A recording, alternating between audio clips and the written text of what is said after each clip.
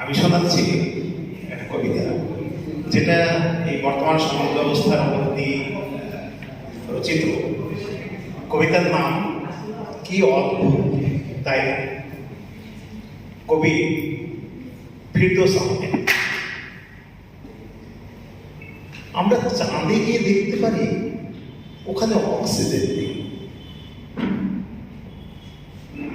আমি খালি পেটে ওদের আশেপাশে ঘুরে বেড়াই, অথচ দেখতে পাই না আমার পেটে খাবার নেই।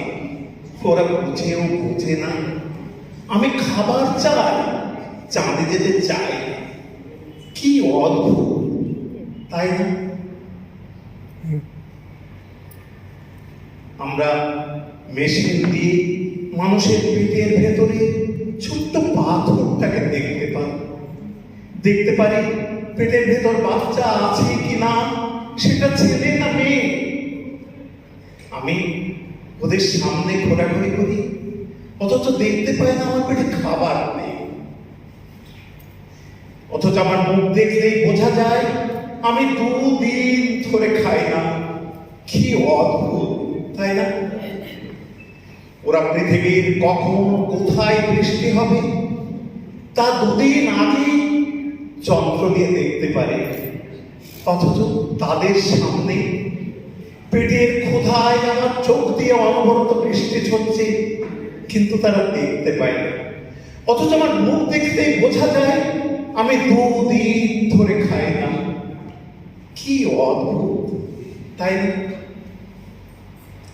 ওরা বাড়ির সামনে বাঁধা পোষা গরু, ছাগল, কুকুরের পেট দেখে বুঝতে পারে ওরা ক্ষুধার্ত। আমি বাড়ির আঙিনায় দাঁড়িয়ে চিৎকার করে বলেছি, মা গো, কিছু খেতে দেবে, আমি ক্ষুধার্ত। ওরা মাপ করো বলে এড়িয়ে যায়। ওরা আমার পেটের অবস্থা বুঝতে পারে না।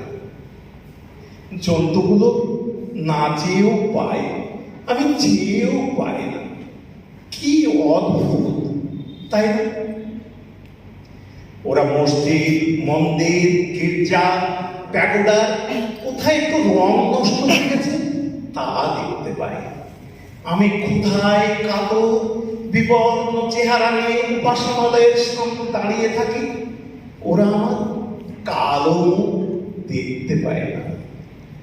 ইট পাথরের স্থাপনাগুলো মানসিক সেবা পায়, আমি মানুষ হয়েও পাই না।